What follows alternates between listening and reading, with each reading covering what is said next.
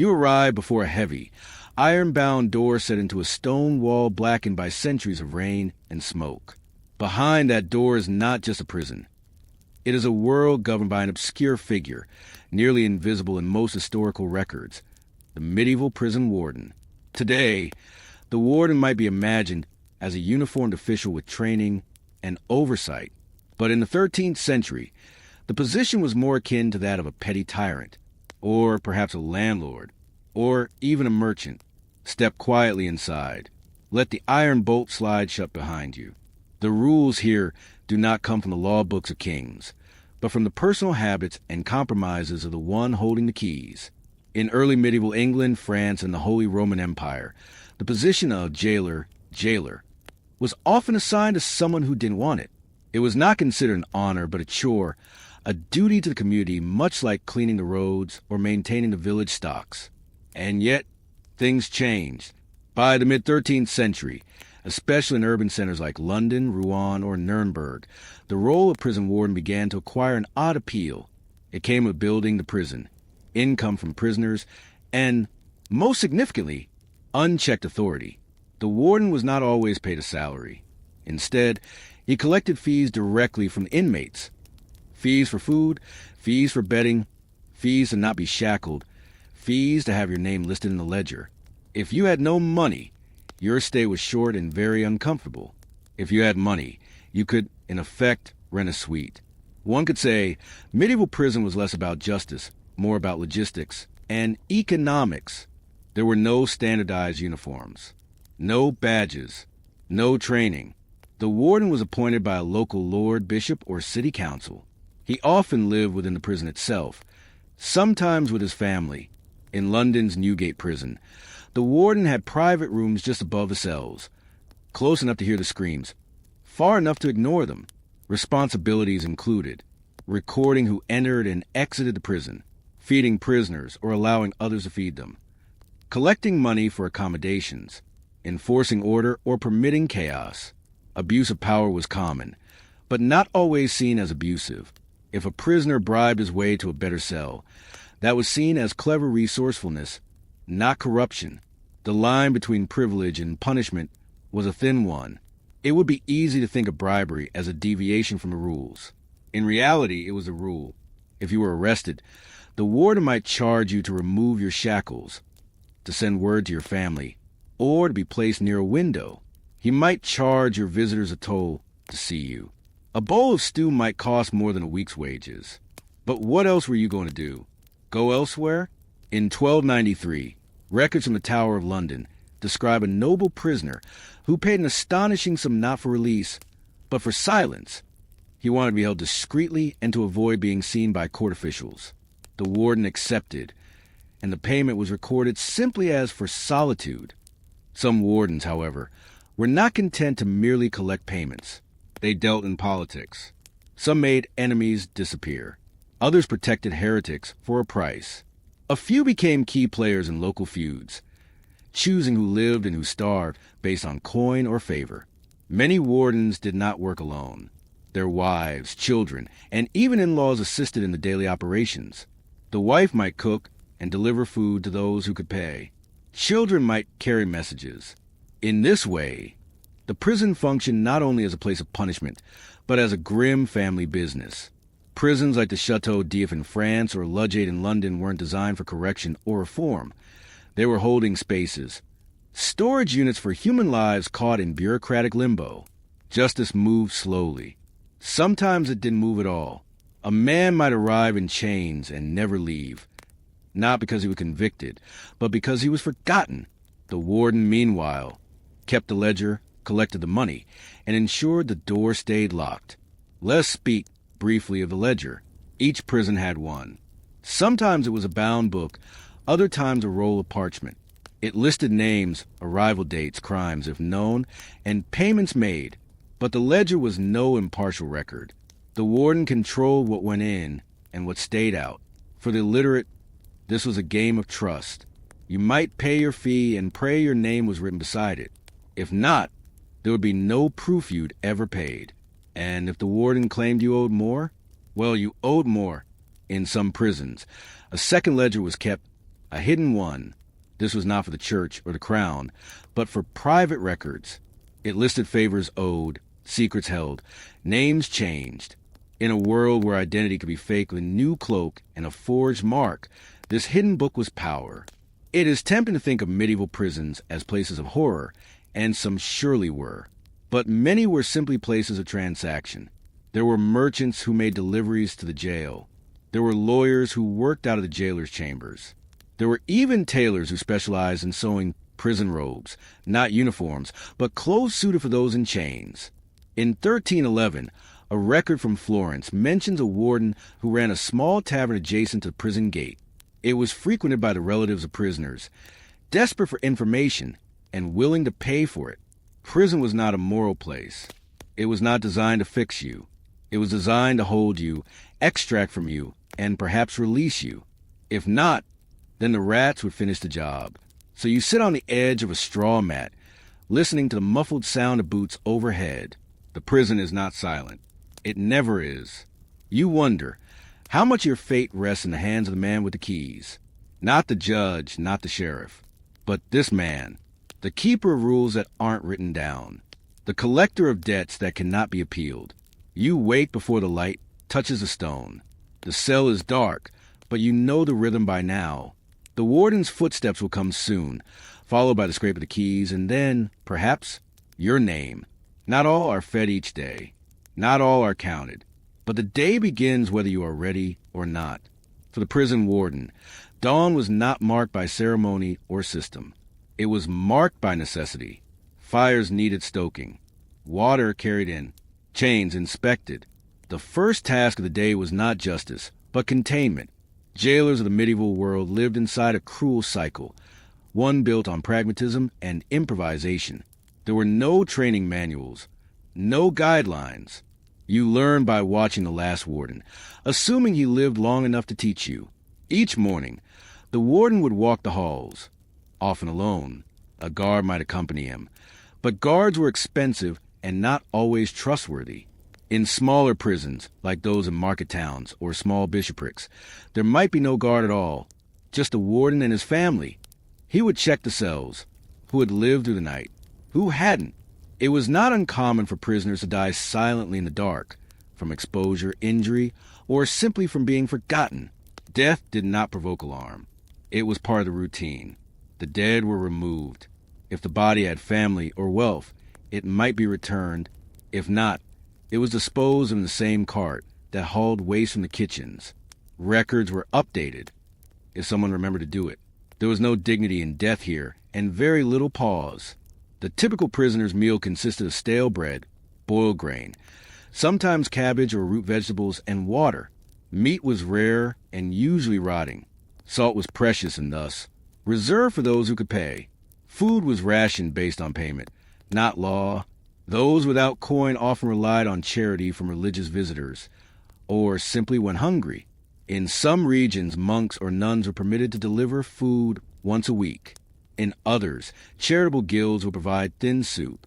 But in many prisons, especially the secular ones, the warden controlled all provisions, and the less he spent on feeding inmates, the more he pocketed.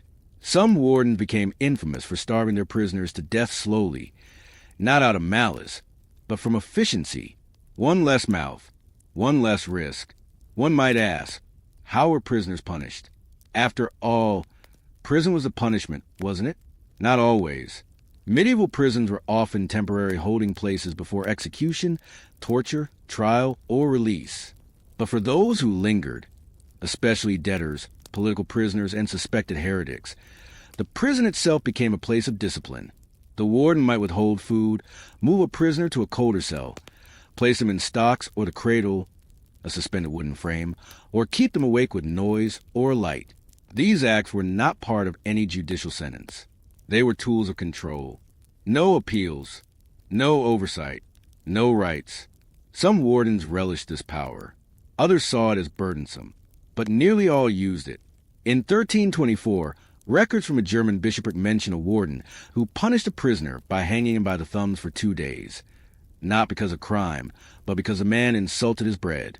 The punishment was noted in the ledger with a single word: discipline. The prison gates did not open often, but when they did, it was usually for family, clergy, or lawyers. Every visitor was a transaction. Clergy might gain free entry, especially in religious prisons, but they were often taxed indirectly, forced to make donations, light candles, or offer alms to gain access. Family had to pay fees to see their loved ones. Sometimes they were required to bribe the guards to pass food or messages. Lawyers, a rare breed in the lower courts, often worked directly with the warden, negotiating terms not just of bail or defense, but of treatment. There was a subtle hierarchy to visitation. Nobles had couches, candles, and escorts. Peasants stood in the yard and shouted through grates. And then there were the unwanted visitors, inspectors from the church or the crown. Their visits were rare, but when they occurred, the prison was quickly scrubbed and perfumed with herbs. Sick prisoners were hidden. Ledgers were rewritten. Clean straw was distributed. The farce rarely lasted longer than a day. While most historical records focus on male prisoners, women were not exempt. They were often held in separate chambers or, when space was limited, placed in small annexes or towers. The treatment of women depended heavily on class and crime. Noble women might be held under house arrest within the prison grounds, receiving food and bedding from family. Peasant women, especially those accused of theft, witchcraft, or adultery, were placed in cold stone cells, often without clothing or protection. Pregnant women were a challenge.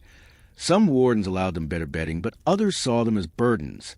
Some prisons had matrons, female jailers who watched over female prisoners. But this was inconsistent. Abuse was common. Silence was expected. Children were often imprisoned with their mothers. Some were born in prison and died before they ever saw sunlight. In Norwich, records from 1397 mention a child named Alice who lived her entire 7 years within the city jail. She was never formally a prisoner.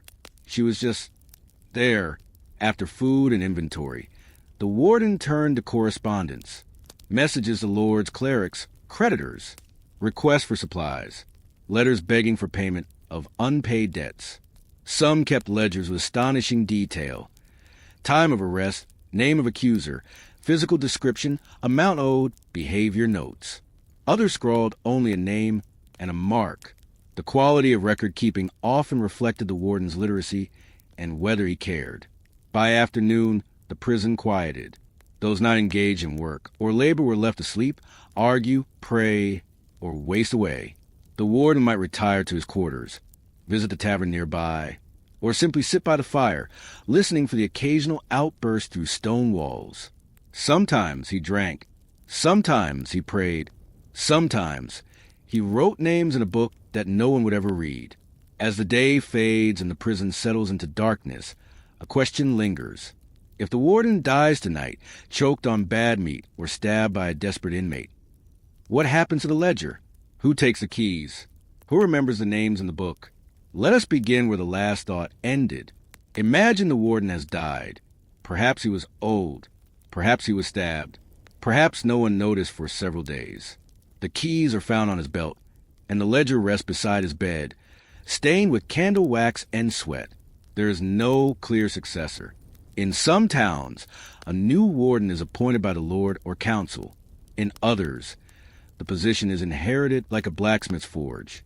But while the outside world considers titles and appointments, the prison carries on. The prisoners remain. The chains stay locked. The bread molders on the shelf. No one rushes to the cells. The cries go unanswered. For a brief moment, the jail becomes a vacuum of order, of structure, of meaning. And in that space, the real legacy of the medieval prison system reveals itself. The medieval prison was never meant to be permanent, and yet it was built to last. Heavy stone, reinforced gates, iron that rusts but never breaks. So too with the systems it housed. Even when a warden died or was replaced, the core remained intact. The bribes, the chains, the ledgers. These practices were not written in any royal edict. They were passed on through action, repetition. One jailer watching another. One son replacing his father. Most wardens left no official biography, no statue, no grave of note. Their legacy lived in silence, in the structure of the prison, in the routines that persisted, in the cold bureaucracy of forgotten lives. When one keeper Keyes fell, another picked up the ring and continued the work.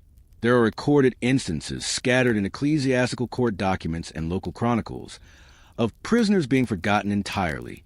In 1402, a woman named Gertrude of Meissen was found in a walled chamber of a disused monastery turned prison. She had survived over a year on scraps passed through a crack by local children. Her name was not in any record. No one remembered why she had been imprisoned. In France, near Rouen, a ledger was discovered centuries later listing prisoners who had never been released, with no record of trial. Some had names. Others were simply marked Le Voleur, the thief, or Le Sorcier, the sorcerer. These were not executions. These were erasures. And who was responsible? The warden, perhaps, but also the system itself, so decentralized, so reliant on habit and hierarchy, that forgetting became routine. To understand a warden's role, one must view it as a business, not a calling. His job was not justice. It was maintenance. He ensured that prisoners were contained, charged, fed if profitable, forgotten if inconvenient. For this he was paid, sometimes with coin, often with control. He could sell better food. He could rent bedding. He could charge for messages, for candles, even for access to a priest. In Florence, it was common for wardens to charge for funerals. A prisoner who died could not be buried without payment. If no one paid, the body was left in the prison's bone vault, a pit in the floor, used like a well, except it never quenched thirst. Some jailers grew wealthy. Others were merely survivors, clinging to a thankless role in a corrupt system. A few tried to reform their prisons. Most did not. Behind every ledge of stone, every rusted chain were human beings. Some were guilty of crimes. Others were merely poor. A few were political scapegoats. Their lives were shaped almost entirely by the temperament of a single person, the prison warden. A kind warden might allow letters, candles, food from home. A cruel one might leave a prisoner naked for months. An indifferent one might forget you existed. The state rarely intervened. Oversight was minimal. The church occasionally issued condemnations, but rarely offered solutions. For the prisoners, the warden was not just a jailer. He was fate. You do not know the names of most medieval wardens. You never will. Their stories are not inscribed in history books. They do not appear in epic poems or stained glass windows. And yet, their influence shaped thousands of lives. They were arbiters of silence, keepers of punishment, accountants of pain. In some ways, they were the architects of modern incarceration, where systems of containment outlast the people who build them. The dungeon has changed shape, but the ledger remains. As the stone walls fade and your breath slows, a question lingers. In every age, there is a keeper Keyes. The face changes. The role does not. So who holds the ledger now and who watches them? You sit cross-legged on a floor made of packed dirt and straw, staring at a wooden bowl. It holds a grayish mush, barely warm, barely edible. The smell is sour, tinged with rot. This is your meal. It is not meant to nourish. It is meant to remind you of your place. Welcome to the world of food behind bars in the Middle Ages. Meals were not simply about survival. They were about hierarchy, punishment, commerce, and control. A prisoner's diet was less a question of nutrition and more a reflection of their standing, their wealth, and the temperament of the warden. This is a forgotten history of what prisoners ate and why. Contrary to popular imagination, most medieval prisons were not designed with starvation in mind, but over time, it became a useful tool. Food scarcity served multiple purposes. Punishment, a way to torment without lifting a hand. Control, hungry prisoners were more compliant. Profit, wardens saved money or charged bribes for edible food. Hierarchy, food access clearly marked the social divide. There was no fixed standard for prison diets across Europe. It varied dramatically by location, prison size, religious affiliation, and the wealth of community. But one constant endured: you ate only if someone wanted you to. Bread and water is a phrase still invoked to symbolize minimal sustenance. In reality, even this was not guaranteed. Bread was often coarse, made of barley or rye, sometimes mixed with sawdust or ground peas. It was days old. Moldy bread was common. It was not thrown out. It was dried further and reserved. Water came from nearby wells or streams. In cities, it was frequently polluted. Prisoners sometimes drank from runoff channels or collected rainwater in their hands. If you were fortunate, your bread would come with a dab of lard or a sliver of onion. If you were noble, you might pay for cheese or salted fish. If you were poor, you might chew straw. Let's take a look at a fictional but historically accurate prison in 14th century England. Prisoner type. Meal example. Noble prisoner. Bread, cheese, dried meat, watered wine, apples, all paid from own estate. Wealthy merchant. Bread, broth, cooked beans, ale, paid through bribes or external delivery. Commoner with funds. Bread, boiled cabbage, water, rationed but edible. Poor or debtor. Bread crusts, dirty water, once daily or skipped. Heretic or political target. None or moldy scraps, depending on warden's cruelty. The food you ate reflected how the world saw you. This was more than hunger. It was caste enforcement with a spoon. Families were sometimes permitted to bring food, if they could afford the gate fee. In cities like Paris or Florence, entire cottage industries sprang up around prisons. Food vendors, messengers, candle makers. Prisoners relied on wives and mothers who visited with baskets of bread. Church charities, which offered broth on feast days.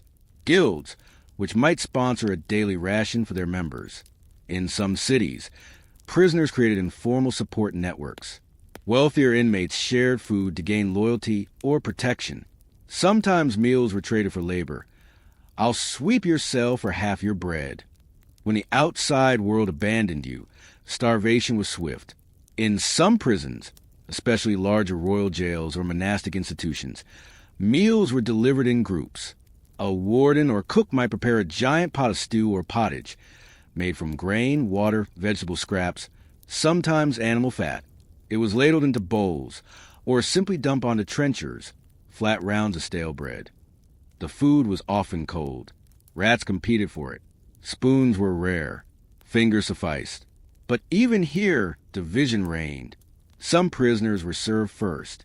Others ate what was left. Some waited too long and got nothing. No prayer, no ritual, just steam rising in the darkness and the sound of chewing teeth. Contaminated food was a fact of life, not an exception. There were no sanitation standards. Common issues included mold. Rye bread often carried ergot, a fungus that could cause seizures and hallucinations. Rot. Leftovers were reused until visibly dangerous. Infestation. Weevils in flour, maggots in meat, flies everywhere. Spoiled water, especially dangerous in crowded cities during warm seasons. Food poisoning could lead to diarrhea, vomiting, delirium, and death. But death was not always seen as a tragedy. For many, it was simply a cost-saving event. Wardens controlled the kitchen. They decided who got fed and when. Some outsourced cooking to family members or local vendors. Others cooked themselves. But all saw food as currency. Want extra bread? Pay a penny. Want wine? Bring silver. Want your food delivered warm? That's another fee. Records from London's Marshalsea prison in 1398 show a prisoner who paid a full month's wages just to avoid drinking the rat broth served to common inmates. The payment was noted with one word: upgrade. There was no shame in extortion. It was the expected order. In some cases, the hunger was a punishment. Debt prisoners were sometimes denied food until their families paid. Heretics were fasted for spiritual reflection. Repeat offenders were placed on half rations, or none at all. One 15th century warden in Cologne was famous for a method known as the slow fade. He would reduce a prisoner's food over several weeks until they begged for confession or died. No blade, no fire, just a bowl that got smaller each day. In a world where a crust of bread could mean another day of life, what would you give? Your coin? Your loyalty? Your freedom? Or your name? In a dark corner of the jail, often near the back wall or buried below the courtyard, was the prison kitchen, if it could be called that. The kitchen was rarely more than a fire pit, a blackened cauldron, and a surface for chopping. Smoke clung to the stone walls. Rodents lived freely among the splinters of bread and spilled ale. The cook was not a professional. He might have been a guard, a prisoner himself, or the warden's wife. Unlike monastic kitchens or noble feasting halls, the prison kitchen was a site of basic survival, where food was stretched, altered, watered down, and rendered just edible enough to prevent revolt. But barely. The two most common prison meals were pottage, a thick stew made from grains, barley, oats, legumes, peas, lentils, roots, onion, turnip, and any meat scraps available. Gruel, a watery porridge, thinner and less nutritious, often served to the poorest inmates or in times of shortage. These dishes could be boiled, reboiled, and repurposed for days. Ingredients were rarely fresh. In fact, prison kitchens were often dumping grounds for expired food from local markets, monasteries, or households. Turnips that had begun to rot, onions with mold, and bones stripped of meat might still find their way into the pot. To stretch flavor, cooks used what was available. Ashes for texture, salt, rare and valuable, garlic or leeks for odor masking, dried herbs or spoiled vinegar to hide spoilage. But no matter the recipe, the prison's rule remained. No meal was ever better than the worst day you'd had on the outside. In many prisons, certain inmates worked in or around the kitchen. These trustees or helpers were not volunteers. They were selected by the warden, often as a reward for good behavior, money, or loyalty. Kitchen duties included stirring pots, carrying buckets, washing cooking tools, usually in the same water used to mop floors, cutting vegetables, cleaning up vermin. While dangerous and filthy, kitchen duty offered advantages: access to food scraps, relative warmth, protection from the general population. Some prisoners even bartered for leftovers, sneaking bits of onion or barley under their robes. This act was punishable, but rarely enforced. Everyone stole. The real crime was being caught without paying the proper bribe. Within the prison, utensils were currency. A wooden spoon could be traded for a chunk of bread, a turn at the fire, an extra ladle of stew. There are accounts of inmates crafting spoons from bone, with shavings or even softened horn. Metal spoons were almost unheard of and reserved for nobles or clergy. Food was served communally. Bowls were passed from hand to hand, or placed on the floor for the inmates to squat and eat in silence. Fights broke out not over ideology or vengeance, but over who got the last ladle of beans. For prisons under monastic or church control, food was tied to the calendar. Fridays might include fish or none at all. Lent brought long periods of fasting and simplified meals. Feast days could briefly improve rations. Bread sweetened with honey, a sliver of meat, or better ale. But this improvement was usually ceremonial.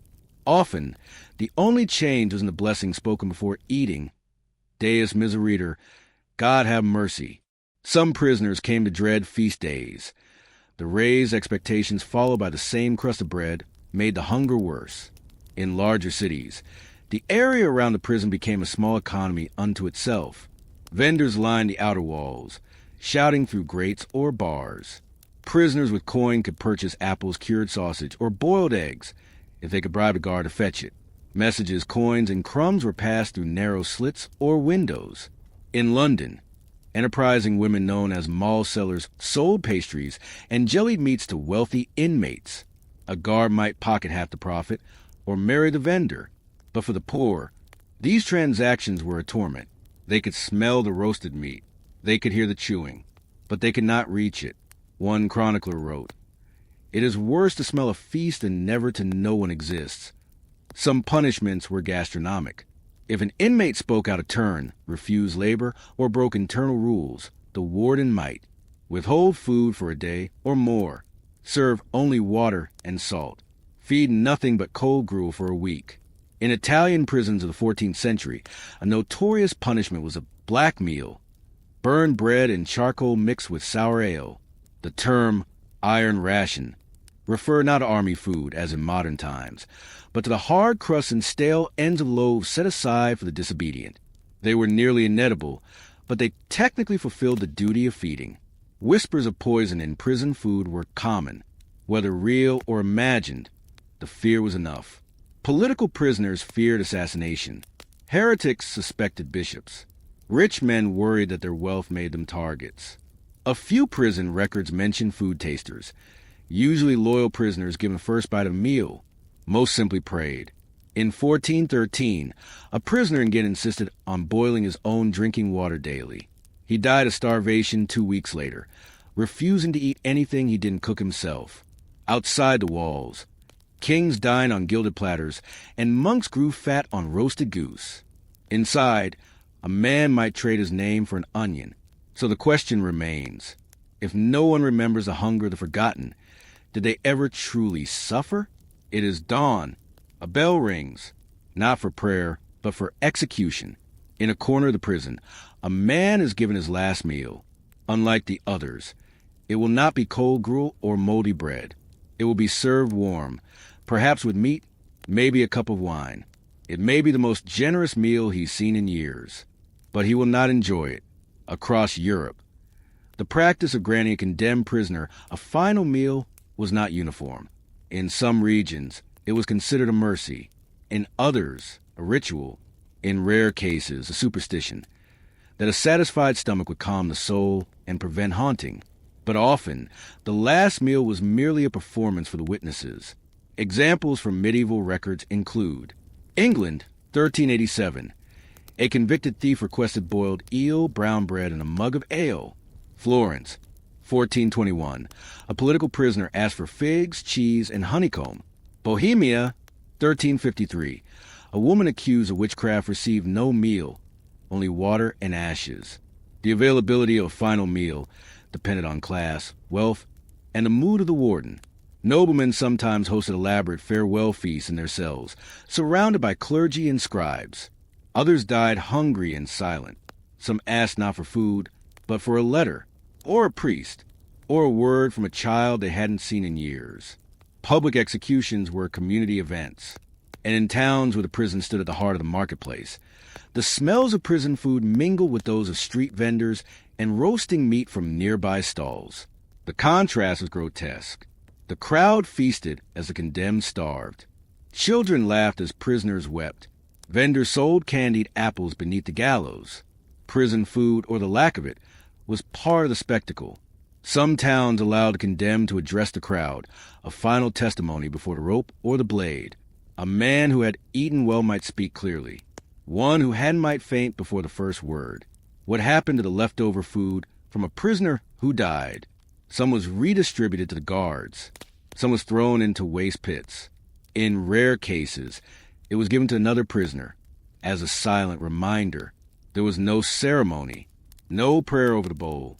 If anything, the food was simply erased, like the prisoner who consumed it, their names scratched from the ledger, their debts perhaps marked void. In London's Newgate jail, a tradition existed where the bowl of a deceased prisoner was placed upside down near the fire for one day, as a warning to others. No one spoke of it, but everyone noticed. When famine struck the land, it struck prisons twice as hard. In years of crop failure, charity ceased. Families stopped visiting. Monasteries redirected food to their own poor. Inside the jail, prisoners ate rats. They chewed straw. Some boiled leather straps or old parchment soaked in water. Wardens, too, suffered, but they had the keys. Some sold food at exorbitant prices. Others rationed themselves into sickness. A few simply fled, locking the gates behind them. One account from Bruges, 1369, tells of an entire prison left to starve.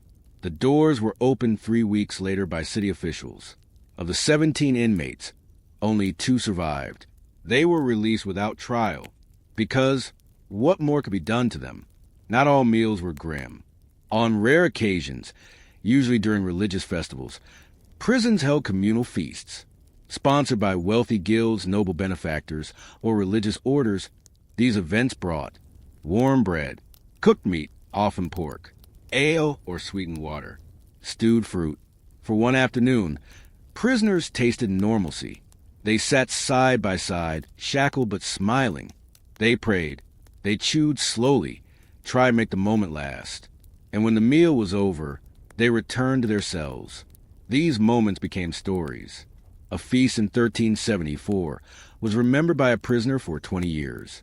He recalled not the taste, but the sound. I heard no chains that day, only chewing and laughter.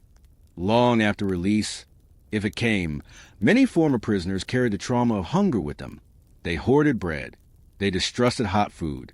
They wept at the smell of stew. Some refused to eat at all unless they could see the pot. Others overate constantly, fearing the return of emptiness. The prison lived on in their bellies. In one heartbreaking account from 1445, a freed debtor named Tomas refused to sit at his daughter's wedding feast. He instead paced the edge of the table, whispering, "Is it mine? Is it really mine?" In the world beyond prison walls, meals mark time. Breakfast, supper, feast days, fasts. But inside, meals are judgments. They are bribes, punishments, and memories carved into the gut. So the question remains, when food becomes a weapon, what does hunger make of a man? You have not stolen. You have not killed. You have not committed treason or insulted a noble. You have simply owed. A baker gave you flour on credit. A landlord let you delay rent. A merchant trusted your word, but you failed to pay. And now, iron cuffs are on your wrists. You are being led through a gate. The crowd does not jeer. They barely look. Debt is not a scandal. It is common, ordinary, expected. And yet, here you are, in the dungeons of medieval Europe. Debt was not just a financial matter. It was a condition, a stain on the soul. And for many, it was a life sentence in all but name. The practice of imprisoning people for debt dates back to ancient Rome, but it flourished in the medieval period, especially from the 12th to the 16th centuries. England had the infamous Fleet Prison in Marshalsea, where hundreds of debtors rotted. France used ecclesiastical courts to imprison those who owed tithes or rent to monasteries. Italian city-states operated debtor prisons as profit-making institutions. The Holy Roman Empire allowed lords to detain debtors in their private dungeons. There was no central process, no universal threshold. You might be jailed for 10 coins or 10 pounds. It depended less on what you owed and more on whom you owed, contrary to what one might expect. Debtors were rarely granted trials. Owing money wasn't a crime. Strictly speaking, it was a failure of obligation, but it still carried legal consequence. If a creditor could prove that a debt had not been repaid, the local court or bailiff could issue a warrant of arrest. No lawyer, no jury. Your property might be seized. If there was no property, or it wasn't enough, you were imprisoned, not to punish, not to reform, but to wait for the money to be paid by someone, anyone. Perhaps the strangest aspect of medieval debtor imprisonment was this. The longer you stayed, the more you owed. You were charged for your cell, for food, for chains and shackles, for paper used to document your case, for firewood, candles, water. Some prisons even charge a fee for dying. Your body would not be released for burial until a debt fee was paid. So even in custody, your debt grew. The more you failed to pay, the longer you remained. The longer you remained, the more you owed. It was a perfect circle, a trap of bureaucracy and survival. In larger prisons, debtors were housed separately from violent criminals. These wings were often called the master's side, for those who could pay, and the commons, for those who couldn't. The master side, you might have a private cell. You could receive visitors. You could pay for better food and light. The commons, dark, crowded, often without bedding. Diseases spread quickly. Violence was common, but both were prisons. You could not leave. You could not work. You could only wait and beg and write letters that might never be answered. One debtor from London's Fleet Prison wrote, "To owe is to rot in memory. The world moves, and I remain unpaid and unseen." Debtor's prison did not always contain only the debtor. Wives and children sometimes chose to join the imprisoned, especially if they had no support outside. In Italy, it was common for entire families to reside inside debtor prisons, turning them into strange hybrid spaces, part dungeon, part household. Children were born in cells and grew up chasing rats through straw. The children of debt were not considered prisoners, but they were treated no differently. Some later escaped the prison only to return years later, as debtors themselves. One might ask, why would anyone bring their family to prison? Because the alternative, starvation or separation, was worse. There was no official time limit to debtor imprisonment. You stayed until the debt was paid. And so many died waiting, from disease, from cold, from despair. In 1447, a records ledger from Parisian jail lists a man in prison for owing 3 livres for a broken cart. He died there 12 years later. His debt had not changed. His name was recorded in the margin, next to phrase, "Still unpaid." There were no ceremonies for such deaths, no monuments, no restitution. They vanished, like unpaid invoices thrown into the fire. The losses you owe, but you have no coin, no land, no name that matters. And so the dungeon becomes your inheritance. If justice is weighed in gold, who survives the scales? In the gloom of the debtor's cell, a man kneels before the bars, not to pray, but to bargain. He offers a ring, a boot, a tooth, pulled from his own mouth, not to buy freedom, but a letter sent to a cousin, a plea for money, for intervention. This is a reality of medieval debtor life. Everything becomes currency. Objects, yes, but also dignity, memory, hope. You do not buy your way out of prison with wealth. You do it with pieces of yourself, one at a time. Debtors were known for their letters, begging, pleading, rationalizing, promising. Surviving examples show a range of voices, some formal and legalistic. To whom it may concern, I, Robert York, held in confinement these 14 months, do humbly request.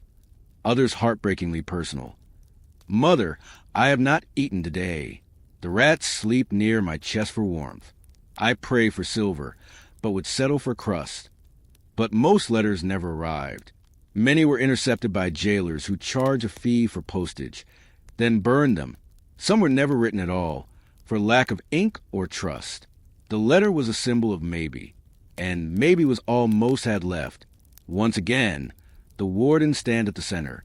He decided who could send a message, who could receive visitors, who might be granted liberty of the yard, a limited freedom to walk within the jail's inner court. If a debtor was lucky, he could work within the prison, tailoring, copying manuscripts, carving wood. These jobs paid little, but any coin could shorten a sentence. But work was rare, and permission even rarer. For most, there was only waiting, and the quiet terror of growing invisible. Some creditors did not wait for courts. They sent bailiffs, men with cudgels and warrants, or sometimes without warrants at all. A farmer behind on rent might be seized in the fields. A widow who owed a tithe might be dragged from her home. A young apprentice who borrowed for tools might be beaten, shackled, and vanished by sundown. These seizures were legal, or at least tolerated. The line between law and extortion blurred, especially when the debtor had no allies. And in some cities, creditors could sell a debt to others, who then pursued repayment with renewed cruelty. Debt was not static. It was profitable, if not to the debtor, then certainly to everyone else. Not all debtors suffered equally. Nobles, merchants, and corrupt clergy could arrange genteel confinement. This meant a private chamber, servants permitted to enter, books, candles, even music, the ability to dine on purchased meals, sometimes delivered from nearby inns. In these cases, debtor's prison became less about punishment and more about appearance. A duke who owed another noble might be held for form, sipping wine behind a locked door as a way to save face until a settlement was reached. One Italian merchant, detained in 1482, held business meetings inside his cell, guarded, yes, but comfortable. His prison became a temporary office. So even within imprisonment, class drew walls deeper than stone. For some, the debt could never be paid. The original creditor was dead. The amount was incorrectly recorded but treated as gospel. Interest compounded endlessly. Fees were added arbitrarily. One woman in Lubeck was jailed for owing 10 pfennigs for a loaf of bread taken in hunger. 20 years later, the record shows she still owed 10 pfennigs, plus 43 pfennigs in custodial costs. It had become a ritual debt, not be resolved, but to be endured. From the 14th century onward, occasional reforms attempted to regulate debtor imprisonment. Time limits were suggested and ignored. Laws prohibited jailing those who were truly destitute, but no one defined what that meant. Some cities created debtors' courts to arbitrate disputes before prison was enforced. But even these reforms created complications. If the law ruled in favor of a creditor and the debtor still could not pay, they were jailed anyway, this time with a false hope that procedure had been followed. Justice was not blind. It read ledgers. It calculated interest. In rare cases, debtors revolted. In London, 1431, a group of prisoners in Marshalsea overpowered their guards and barricaded themselves inside, demanding bread and representation. In Florence, several wealthy debtors staged a hunger strike in protest of overcharging. In Bruges, a debtor-turned-priest began secretly copying court documents and exposing false debts until he was executed for heresy of arithmetic. These were not revolutions. They were sparks in a dark tunnel. Most were crushed, but they showed a truth too dangerous to admit. Debtor's prison was not about law. It was about leverage. The candle sputters. Your breath fogs in the cold. The debt is unpaid. But a voice inside asks, what if the world owes you for time lost, for hunger endured, for names forgotten? But there are no ledgers for that. He walks the corridor each morning, the ledger under one arm. He is not a priest nor a king. He cannot grant freedom or forgiveness, but he can record your debt. That is power enough. In debtor prisons across medieval Europe, the clerk or jailer's assistant was as important as the warden. He kept the numbers, the names, the dates, but most importantly, the balances. He wrote who owed whom, who paid what, who died with a negative balance. For many prisoners, he was the only person who knew their name, and yet he rarely looked them in the eye. When a debtor died, the ledger did not close. His name remained, sometimes marked with a dagger symbol, sometimes a note, deceased, debt outstanding. In some systems, the debt transferred to heirs. A son might be pursued for his father's unpaid bread bill. A widow might be seized for her husband's missing rent. A debtor's family might find their home repossessed. Not by royal decree, but because the ledger said so. Even in death, the numbers held sway. A man could rot on the ground and still owe, and the clerk would mark it neatly with ink that lasted longer than flesh. There were rare avenues of escape. Debt compounding. A prisoner might negotiate a lump sum to cancel multiple smaller debts. This required a sympathetic creditor or one eager to close their books. Pardons, occasionally granted by a monarch, bishop, or city council, often during major religious festivals or coronation celebrations. Debt transfer. Some prisoners convinced wealthy patrons to purchase their debt, effectively becoming indentured to another master. But these were rare and political. A starving mother in a rural jail had no bishop to plead her case. Debtor's prison was not designed to be a spectacle. Unlike the public square or the pillory, it had no audience. It was private suffering. And so the world outside moved on. The shopkeeper replaced you with a new customer. The landlord found another tenant. The guild struck your name from the rolls. Even the church sometimes forgot to pray for your soul. In time, your friends stopped visiting. Your name faded from conversation. And the only voice that said your name aloud was the clerk, muttering as he turned the page. Long-term debt imprisonment changed people, not just physically, but spiritually. Former prisoners wrote of forgetting what day it was, fearing open spaces after release, dreaming of walls and chained for years afterward. Some became deeply religious, others bitter and violent. A few came to believe they deserved imprisonment, not because they had failed to pay, but because they had dared to need in the first place. One prisoner wrote on the wall of his cell, "The world is a ledger. I was born in red ink." In some rare cases, prisoners escaped, but the escape was not always physical. Some bribed guards and vanished to the countryside. Others faked death. A few slipped into the streets during fires or riots, but they carried the debt like a shadow.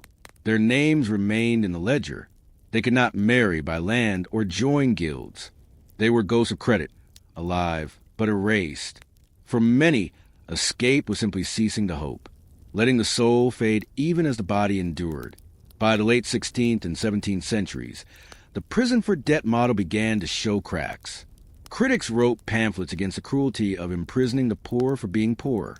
Some cities experimented with workhouses and debtor shelters. Religious movements preached mercy over retribution. And slowly, very slowly, laws changed. In England, the Debtors Act of 1869 finally abolished prison for most civil debts. But by then, the system had lasted for centuries. A system that turned obligation into punishment, poverty into crime, and names into numbers. You may leave the dungeon. The chains may rust. The ledger may fade. But the deeper question lingers. Is a society just, if it punishes need more harshly than theft? Is it justice or arithmetic? You sit in a plain chair. Your ankles are shackled, but your hands are free. Before you is not a blade, nor a brand, nor a rack. There is only a table. And on that table, ink, parchment, a single quill, and a man who does not smile. This is a holy inquisition. Not as the popular imagination remembers it, with fire and screaming, but in its quieter form. The endless, crushing torment of paperwork, confession transcripts, and the slow drip of fear. Inquisitorial prisons were not defined by flames. They were defined by forms. The medieval Inquisition was not born in a blaze. It began in bureaucracy. The first official Inquisition began in 1231 under Pope Gregory IX to combat heresy, particularly Catholicism in southern France. By the 14th century, inquisitorial offices had spread throughout Europe, especially in Spain, Italy, France, and parts of the Holy Roman Empire. The primary weapon of the Inquisition was not fire, it was process. Everything was documented. Arrest records, witness statements, transcripts of interrogations, lists of property seized, recantations, retractions, or refusals. Inquisitors were not free to act at whim.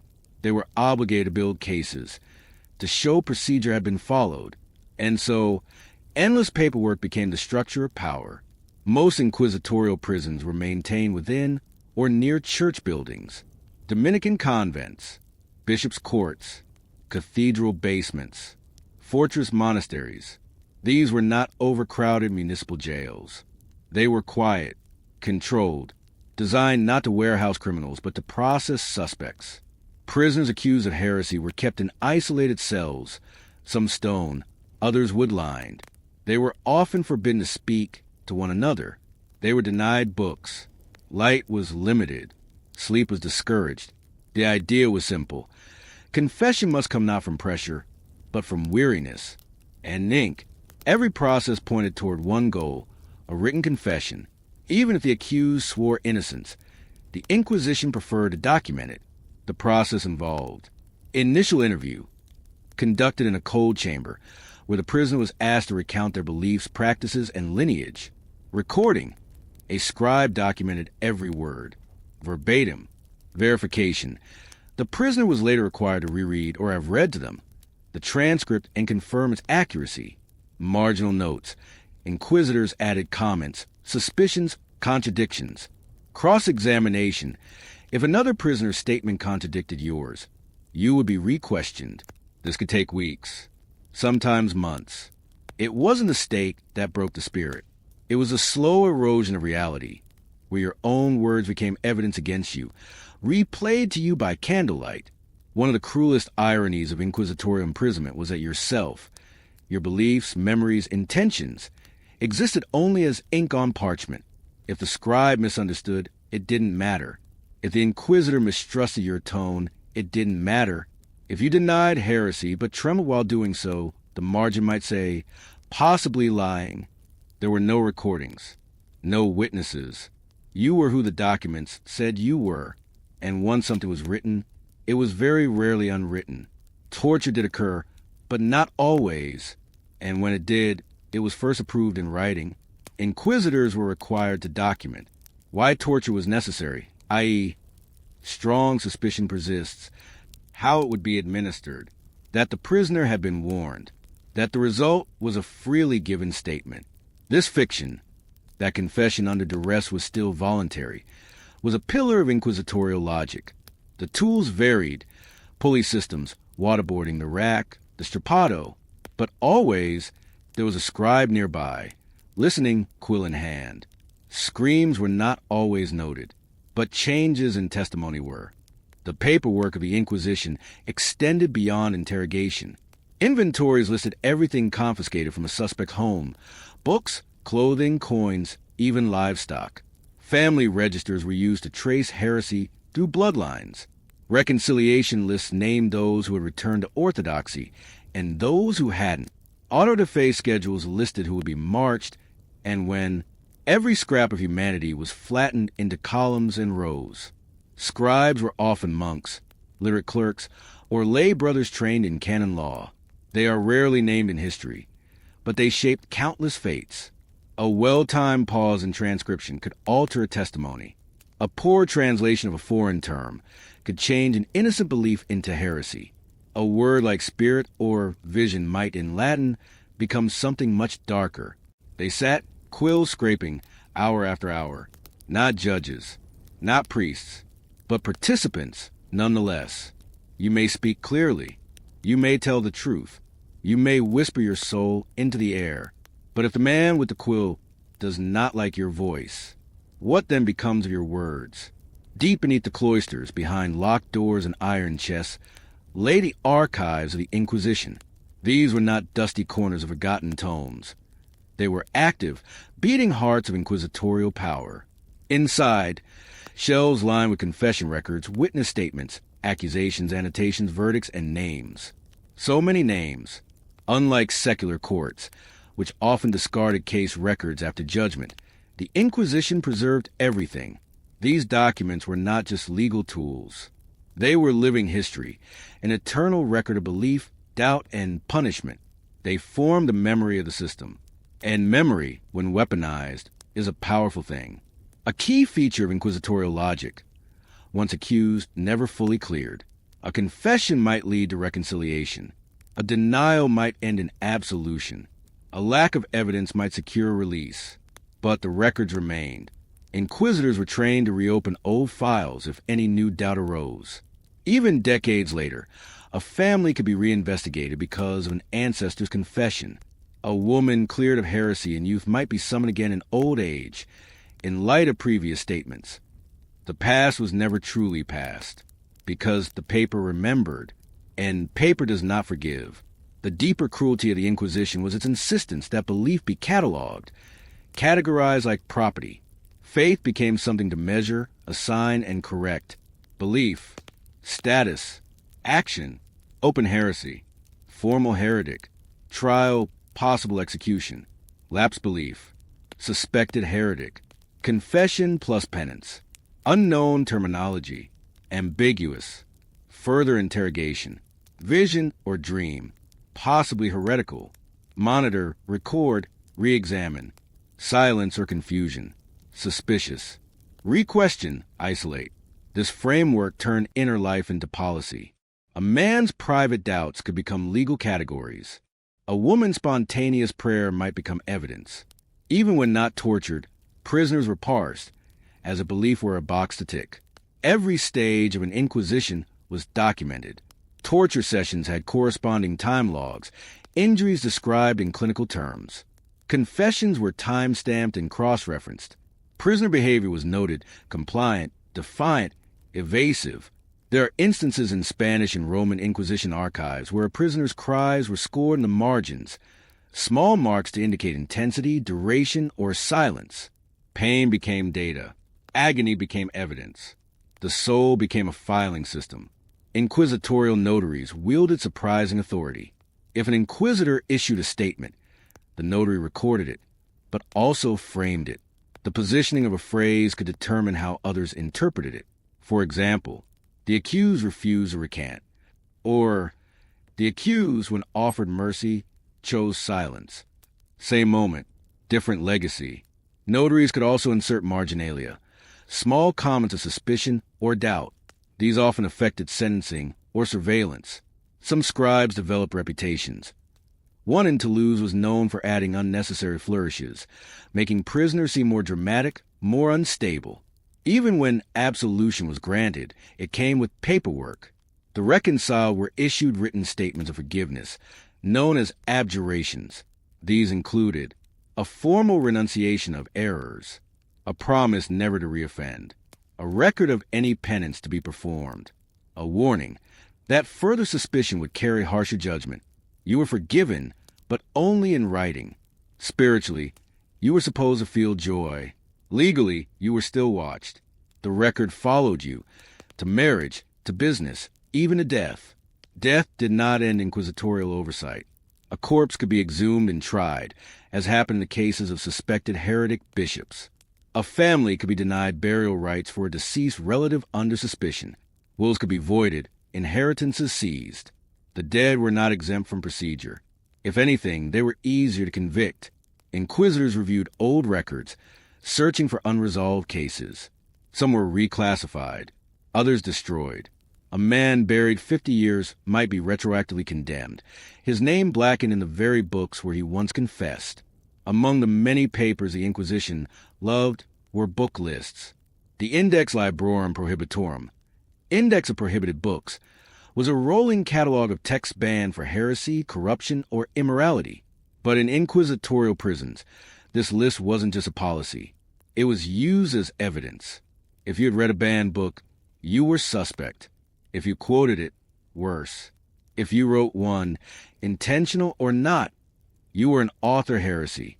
The scribe became a spy. The reader became the read. One woman in Aragon was imprisoned not for what she wrote, but because a prayer she copied rhymed too closely with a passage from a condemned mystic. The scribe noted, possibly inspired by dangerous reading. You may die forgiven. You may burn your confession. You may speak only truth. But if somewhere in a quiet archive, your name is still written, next to words you never said, on paper you never saw, are you innocent or simply forgotten? The candles are low.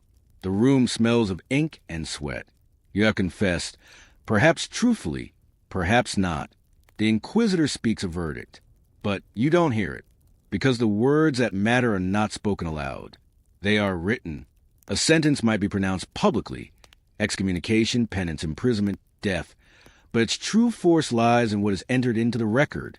If your name is recorded as reconciled, you may one day rejoin society. If noted as suspect, you may never again be trusted. If labeled relapsed, no further hearing is needed. Execution is automatic. The scribe lifts his quill. The moment freezes. And then the record becomes truth. In inquisitorial thinking, what is written becomes what is real. The prisoner's words, actions, and even intentions are translated into statements. Statements that become judgments, and judgments that shape generations. Families bore the marks of inquisitorial senses. Sons were denied entry into guilds because of a father's past. Daughters found marriage impossible if their mother had once dabbled in heretical speech. Entire communities were watched, interrogated, and purged based on the records of one man's trial 20 years prior. This is a horror of paper prisons. They cannot be escaped. There are few stories of joyful returns after inquisitorial release. Most freed prisoners were not celebrated. They were watched, sometimes by neighbors, sometimes by the church, sometimes by themselves. A priest cleared of mystical visions refused to speak for the rest of his life.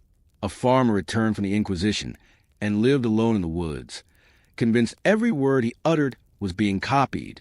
A widow, after months in a convent cell, destroyed all the books in her home and refused to let her grandchildren learn to read. Even after release, the fear of record remained. Public autos de fe, rituals of repentance or execution, were theatrical. There were robes, prayers, songs. Crowds watched heretics burned, reconciled, or paraded through the streets. But by the time the public saw anything, the real work had already been done. The trial was in the chamber, the confession on paper, the sentence already filed. Spectacle was confirmation, not exploration. It was a ceremonial stamp, a way to tell the public, we did our paperwork. No one questioned the scribe's notes. No one saw the margin comments. No one asked if the words were real. In time, inquisitions faded, reformed, replaced, or absorbed into other institutions. Archives were locked away or, in some cases, destroyed. Victims died without record or with their names buried deep in shelves. The bureaucracy dissolved, but its forms remained. In later centuries, states and empires would adopt many of the Inquisition's methods: secret records, confession transcripts, cross-index data, paper-based profiling. They no longer called it heresy. They called it ideology, or deviation, or treason. But the method remained. Of all the figures in inquisitorial history, the scribe is least remembered, not the inquisitor, not the victim, but the one who wrote it all down. Did he believe what he recorded? Did he sleep well? Did he understand the power of what he wrote? History does not answer. He is often unnamed, unmarked, but in the margins of some documents, rare, strange moments, scribes wrote small notes to themselves. I wonder if this man lies. May God forgive me for what I write. This task is too heavy. Even the hand that held the quill trembled. Sometimes. A prison can be torn down. A cell can be broken. A chain can rust. But the sentence written in a ledger, in neat black ink, endures. So ask yourself, when the past is kept alive by paper, how do we ever forgive or forget? It is morning in the village square. The market stalls are opening. Chickens scatter. A few dogs bark. And in the center of it all, beneath the notice board and beside the pillory, sits a wooden frame, low to the ground, with semicircular grooves for wrists and ankles. The stocks, today, they are occupied. A woman, hair uncovered, sits with legs extended and arms bound. She is barefoot. Her name is known. Her crime is not printed, but whispered. Some say she gossiped. Some say she insulted a neighbor. Some say she was seen walking with a man, not her husband. No one asks if she's guilty, because that is not the point. Unlike dungeons or monastic prisons, the stocks were a tool of exposure. They weren't meant to disappear a person, but to display them. The message was social. This is what happens. This woman broke the rule. This is what she looks like now. The punishment was humiliation, endurance, and silence. And it was gendered. Though both men and women were sentenced to the stocks across Europe, women were disproportionately punished for nonviolent, moral, or verbal offenses. Offenses tied to social expectations, not criminal law. Common female crimes included accusation, underlying offense, scolding or gossiping, disrupting male-dominated discourse, immodest dress, defying prescribed gender decorum, suspected promiscuity, challenging sexual norms, witchcraft or charm-speaking, asserting agency in healing/spiritual roles, insulting a neighbor, breaching community harmony, disobedience to husband/father, threatening patriarchal control. These were not always codified as laws, but they were enforced as if they were. Sentences ranged from a few hours to multiple days. Exposure varied. Market day punishments were timed for maximum public attendance. Religious feast days were used to contrast sin with piety. Some communities rang bells or played drums to draw attention. While the stocks themselves were rarely instruments of physical torture, they inflicted circulatory pain, joint strain, and sometimes nerve damage. Weather worsened the experience. Rain meant exposure to illness. Cold numbed limbs, sometimes permanently. Heat brought insects, dehydration, and sunburn. But the greater pain was often social. The stares, the whispered rumors, the shame that would outlast a sentence. For women, sitting in the stocks was never just punishment. It was spectacle. Men gathered to stare. Children were encouraged to mock. Other women whispered, unsure whether to sympathize or separate. Some onlookers threw vegetables. Others offered water. Some jeered phrases like, well sat scold, or keep your tongue in next time. The female body became part of the punishment. Hair pulled down, clothing dirted, posture distorted. This was not just a correction of behavior, but of appearance. In essence, the community said, you are not behaving like a proper woman, so now we will make you look like one who isn't. A particularly common reason for women to face the stocks was the charge of being a scold, a woman who used harsh words, insults, or persistent speech. This was not just annoying. it was considered dangerous. A scolding woman might erode a husband's authority, spread dissent or doubt, influence other women. So punishment focused on silencing. In England and parts of the Low Countries, women convicted of scolding might also be fitted with a scold's bridle, an iron cage at the head with a gag plate to prevent speech. But even without such instruments, the message of the stocks was clear. If you speak too freely, you will sit too visibly. The use of the stocks was often a communal performance. Church officials might lead a prayer as the woman was placed. The village crier might read a notice of misdeed aloud. Children were sometimes encouraged to mock as a form of moral learning. In some towns, women in the stocks were required to wear signs. Gossip, bad wife, untrue tongue. Even after release, the memory remained. A woman once punished might find herself socially excluded, barred from markets, or denied entry into local guilds. It is important to note, men could also be placed in the stocks for drunkenness, brawling, or theft. But their offenses were typically action-based, not identity-based. A man might be punished for what he did, a woman for what she was perceived to be. And when both were punished for the same crime, say, fornication, the woman's sentence was longer and more visible. The logic was simple. Women were the gatekeepers of morality, and thus more blameworthy when morality failed. She sits in the stocks, silent. But the real judgment is not from the magistrate. It comes from the crowd, from the neighbors, from the other women who look away, and the men who lean in.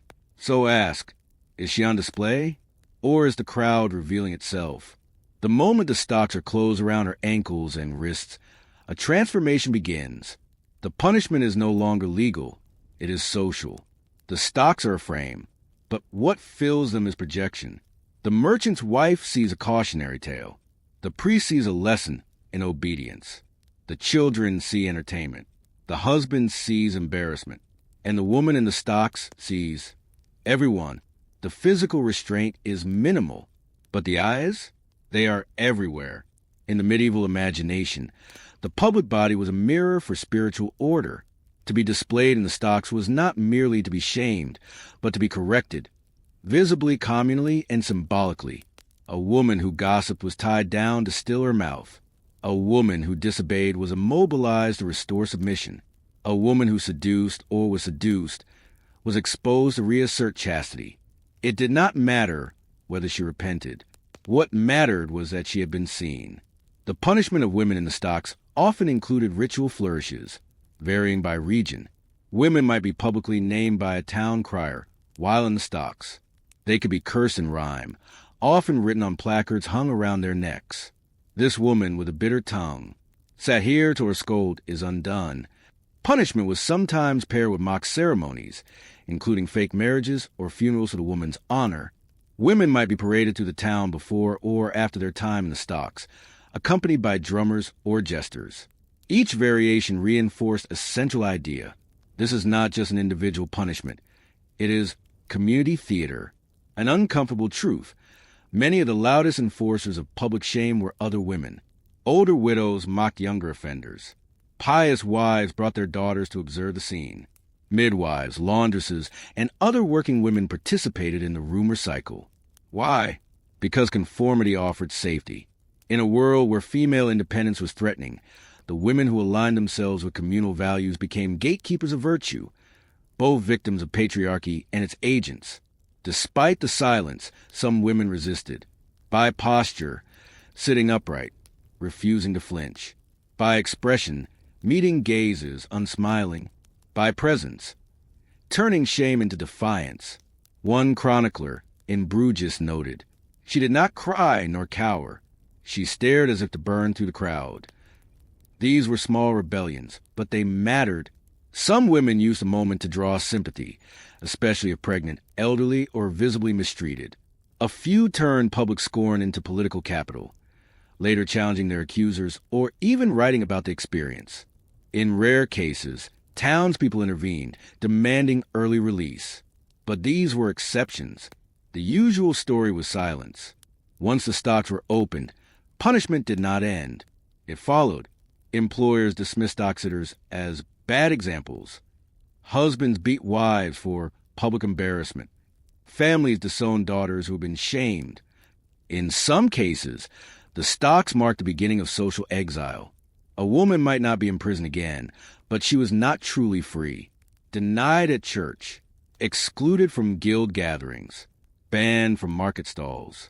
One woman in York was put in the stocks 3 times for gossip. On the 4th, the village stopped calling her by name. She was simply the tongue. In time, some women in the stocks became folk stories. A woman in 14th century Kent, known only as Mother Tab, was punished so often that people claimed she had her own set of stocks. In Nuremberg, a widow named Lisbeth sat in the stocks for cursing a tax collector. She later became a local hero when that same taxman was jailed for fraud. These rare reversals don't erase the cruelty of the punishment, but they show that the narrative could shift. Sometimes the crowd remembered, sometimes the crowd repented, but mostly it forgot. Her mouth is still, her legs ache. She has not spoken in hours, but around her, hundreds of words swirl. Names, stories, accusations, half-truths. If the crowd writes your story while you sit silent, who owns your voice when the stocks open again? The crowd has dispersed. The square is quiet again. The stocks sit empty, splintered from years of use. The wood dark with weather and wear. But the absence is deceiving. The silence that follows punishment is often where the deepest scars form. The woman who sat there, her name is no longer shouted, but it lingers in whispered jokes, in subtle exclusions, in the eyes of those who looked. Public punishment may be over, but social punishment continues. Unlike a prison sentence with a clear end date, the social consequence of having been placed in the stocks was indefinite. A woman could not erase the fact that people had seen her restrained.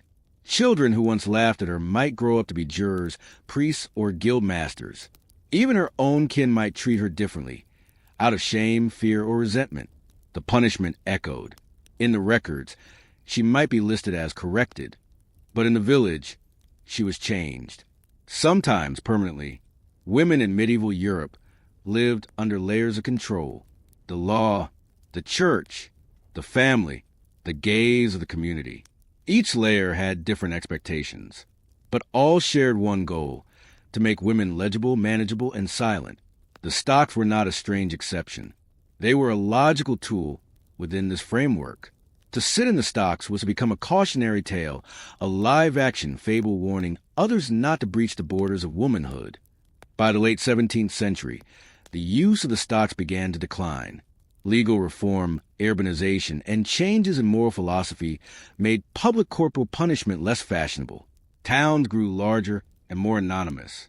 Punishments moved indoors, into workhouses, poorhouses, or the expanding prison system. Shame became private, bureaucratic, hidden, but the cultural logic persisted. Women continued to be punished for how they spoke, how they dressed, how they resisted. Only the tools changed. What was once done with a wooden frame was now done with paperwork, whispers, or reputation. The stocks no longer stand in our squares, but the impulse to punish visibility remains. A woman who speaks loudly is still called aggressive. A woman who dissents is still labeled hysterical. A woman who resists control is still out of line. The medieval stocks were a physical structure, but today's stocks? They may be social media, rumor, institutional bias. Shame is still weaponized, still gendered, still publicly consumed. And yet, something shifted. The same women who were silenced began to write, to speak, to archive their pain in their own voices. Historical records are now being reread, reinterpreted, reclaimed. We find their names again, their sentences, their silences, and sometimes their defiance. In the margins of an English court record from 1482, next to the name of a woman punished for gossip, is a faint note added later. She spoke again. We like to think the stocks are gone, but the deeper question is this: who holds the keys now? And when a woman stands tall, do we still look for a place to make her sit down? The cathedral bells toll. The monks chant the divine office. Candles flicker in the apse. Incense rises. And far below, beneath the tiled floors and relic-laden altars, is a door. heavy, iron-bound. Behind it, a staircase spiraling downward. You are not entering a crypt. You are entering a dungeon, one that smells not of sanctity, but of damp straw, rot, and ink. Welcome to the forgotten world of clerical prisons, a system of justice and punishment within the church, for its own. Medieval Europe was not ruled by one legal code. It was a tangle of jurisdictions: civil courts, feudal courts, royal courts, ecclesiastical courts, church law, and under church law, canon law. There existed a separate world of clerical incarceration. This system was vast, mostly hidden from the public eye, and bound not by kings, but by bishops and archbishops. Monks, priests, nuns, and sometimes even lay people accused of spiritual offenses were imprisoned by the church, not in common jails, but in cells hidden inside monasteries, bishops' residences, or under cathedrals. They called it correction, but it was often containment. Clerical prisons held a specific class of prisoner. These included accused of breaking vows of chastity, disobedience, theft from the monastery, secret relationships or pregnancies, leaving cloister without permission, accused of heresy, simony, selling holy offices, drunkenness or gambling, blasphemy, political dissent. In rare cases, secular people were held under clerical custody for defying ecclesiastical orders, marrying unlawfully, challenging church property rights, preaching without sanction. These were not criminals in the secular sense, but in the eyes of the church, they were souls out of alignment, and that made them dangerous. Clerical prisons were often repurposed, crypts made into cells, tower rooms turned into isolation chambers, wine cellars sealed with locks and prayers. The conditions varied wildly. Some prisoners were held in Spartan rooms with a bed, candle, and psalter. Others were kept in dark, airless spaces, fed irregularly, denied human contact. High-ranking clergy might live in relative comfort, in penance, not punishment. In all cases, the isolation was total. No crowd, no trial by jury, no public notice. Only a quiet sentence handed down by an abbot or bishop, and the descent into sacred silence. The church prided itself on spiritual justice, but spiritual justice does not always resemble fairness. In most cases, there was no defense attorney. Evidence might consist of whispered rumors or confessions under duress. The accused could not face their accuser. Confessions were encouraged, even demanded, and often extracted through extended seclusion, fasting, and prayer. The idea was not to convict, but to bring about repentance. But in practice, this distinction offered little comfort. A man may repent from sin, but if the sin was never truly committed, what then is he repenting? Some monastic prisons were designed with theological symbolism in mind. Cells shaped like crosses, tiny windows high above eye level, representing unreachable grace, doors carved with biblical phrases. He who endures to the end shall be saved. This was not merely incarceration. It was penitential theater, a stage set to break the soul and then remake it. But the architecture could not always persuade. Some prisoners went mad. Others died in silence. And a few resisted, writing secretly, escaping, or later revealing their ordeal to reformers. One of the most hidden aspects of clerical incarceration was the punishment of nuns. Pregnancies were concealed, then punished with life imprisonment. Disobedience might lead to years of silence. Writing letters without permission could result in solitary confinement. The church feared wayward women of God more than it feared thieves or bandits, because they challenged not the law, but order. Within convents, special rooms called enclosure chambers were used to isolate offenders. They weren't chained. They were simply removed, and when they died, they were buried quietly, often without headstones. A cell beneath the altar. A candle burns beside a crucifix. A voice prays in the darkness, perhaps for forgiveness, perhaps for release, or perhaps for someone to finally hear the truth. But the door stays shut. If no one sees the prison, was it justice or simply silence disguised as righteousness? In the cloisters above, a monk chants in perfect Latin. In the cell below, another monk sits in silence. He is not shackled. His door may not even be locked. But he is not free, because in the clerical prison, the chain is not iron, it is doctrine. The will to leave has been swallowed by the belief that one must stay. Punishment here is internalized. A monk or nun, trained to obey, accept imprisonment not as punishment, but as purification. And that makes the prison stronger than any lock. The logic of clerical incarceration followed a theological rhythm. Sin separates the soul from God. Isolation removes temptation and distraction. Silence creates space for divine reflection. Suffering cleanses the spirit. Obedience restores order. This is the framework of monastic discipline. It meant that prisoners were told. Their cell was a gift, not a sentence. Their hunger was penance, not neglect. Their loneliness was communion, not abandonment. Some believed it. Some pretended to. Some broke. Contrary to romanticized notions of peaceful monasteries, many monastic communities had strict internal legal codes. Offenses included sleeping during prayer hours, reading unauthorized texts, questioning superiors, engaging in unlawful fraternization, a vague phrase often meaning anything from romantic interest to theological debate. Punishments range from fasting in silence to imprisonment in the cloister prison, sometimes called the inner rule cell. In Cluniac and Benedictine orders, a repeat offender could be placed in isolation for months at a time, given only bread, water, and scripture. These were not dangerous men. They were simply non-compliant, in a system built on compliance. While monks were bound by vows, secular priests were subject to episcopal courts, judged by bishops and their delegates. A priest accused of heresy, corruption, or moral failing could be stripped of office, defrocked, jailed within a bishop's compound.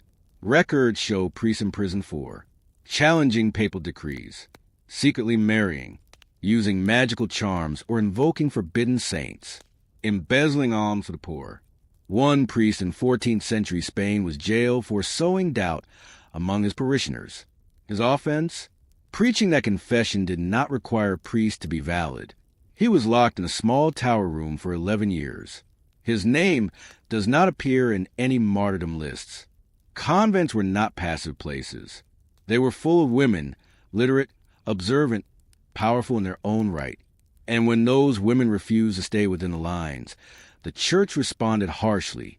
A nun who wrote unsanctioned poetry, spoke during silence hours, questioned male confessors, claimed divine visions, could find herself sealed into a cell under spiritual house arrest. Some of these women are now celebrated mystics, Julian of Norwich, Hildegard of Bingen, but many others were erased, their writings burned, their names scratched off convent registries, not because they were dangerous, but because they were uncontrollable. Clerical prisons were also used against those who spoke too clearly, reformers who questioned indulgences, scholars who debated canon law, scribes who circulated unapproved translations of Scripture. These were not rebels in the modern sense. They were faithful, often deeply so, but their vision of faith clashed with church authority. To silence them, the church used its most sacred spaces, dungeons beneath monasteries, chambers within bishops' palaces, cells lined with verses from Psalms. In these places, punishment came not from whips, but from the slow erosion of voice. For many prisoners, time itself was a punishment. There were no clocks, no sermons, no sacraments, no updates from the outside. A prisoner might be held until repentance is sufficient. But who defines sufficient? A bishop, a prior, a committee of monks, or perhaps no one. Perhaps the record was lost. Perhaps the door was locked by someone who never told anyone else. Escape from clerical prisons was rare, though not impossible. A few monks disguised themselves and fled during nocturnal prayer shifts. One nun again escaped by hiding in a coffin. A defrocked priest bribed his way out through the monastery bakery. But for most, escape was a spiritual crime worse than any original offense. To flee was to declare the church unjust. And few dared to make such a claim. Even if they did, where would they go? To the city? To the streets? To a world that saw them as either heretics or mad. The candles still burn above. The prayers continue. The sermons echo through the stone halls. But beneath it all, still unmoving, is the dungeon, not marked by screams, but by years, not broken by violence, but by forgetting. If a cell has no guards, only obedience, can you tell where the bars begin and where your soul ends? A monk opens a leather-bound ledger. He turns past pages of tied land, baptism records, lists of relics, and comes to a single line in faded ink. Brother Matthew, confined for improper speech. No release recorded. No date of death. No note of reconciliation. Just a name, a cause, a silence. In the vast clerical bureaucracy, these notations were common. The church remembered its faithful, but sometimes only as a sentence in a cell. And behind every line, a body once sat, breathing, waiting, praying. Many clerical prisoners died in confinement, some from malnutrition or illness, others from despair. And some were simply forgotten, not executed, not released, just left behind as abbots changed, bishops retired, or monasteries collapsed under debt. When they died, their burials were modest. A grave dug near the cloister wall. No headstone, sometimes no name. The cause of death might be listed as exhaustion or divine will, but perhaps the truest cause was administrative inertia, a soul trapped not by heresy, but by the slow turning of sacred wheels. In some monasteries, prison cells were reused across generations. One prior might confine a novice for reading secular poetry. Decades later, the same cell might hold a priest who had translated a banned text. The walls held whispers, layered like sediment. Some monks claimed to hear voices in these cells, not spirits, but memories, traces of those who once wept or chanted beneath the stone. The church dismissed such reports as superstition, but the monks knew better. They called those places not prisons, but echo chambers. Clerical prisons were not built for cruelty, not in the traditional sense, but their design, tight, dark, sacred, was meant to turn a person inward. Narrow halls made one feel watched. Cells had tiny, barred windows to remind you of light, but deny you access. Religious murals, faded saints, bleeding martyrs, watched over the confined, reminding them what true suffering looked like. This wasn't a place to endure punishment. It was a place to confess yourself into conformity. By the late Middle Ages, pressure mounted. Reformers like Jan Hus and later Martin Luther questioned the secrecy of clerical discipline. Humanist scholars demanded that church justice be transparent, appealable, humane. Secular rulers began challenging ecclesiastical authority, demanding jurisdiction over clergy and prisons alike. Some dungeons were emptied, others were quietly walled up and forgotten. One bishop's residence in France was found, centuries later, to contain a hidden chamber, completely sealed with a cot, a cross, and the skeletal remains of its last occupant. No name, no record, just stone and dust. Today, those who suffered in clerical incarceration are largely unnamed. Their stories were rarely preserved. Their offenses often trivial, but their existence forces a question. Can obedience be holy if it is demanded in chains? Modern church archives have revealed glimpses, letters, notations, hints of disobedience and response. In these, we see not rebels or saints, but people, curious novices, overwhelmed confessors, women who dared to ask questions, men who prayed too loudly or not enough. They were not broken by faith, but by a system that forgot the difference between correction and control. Beneath the most sacred spaces were shadows, not devils, not ghosts, just those who were once told to wait, to repent, to obey. They waited, they prayed, they faded. So now, centuries later, we ask, who speaks for those whose prayers were locked behind stone? And can a church forget someone whom God remembers? You are arrested, not for murder nor for theft, but for failing to pay a toll, or grazing your animals across a noble's land, or failing to kneel at the right time during Mass. You are not led straight to a cell. First, you are led to a table.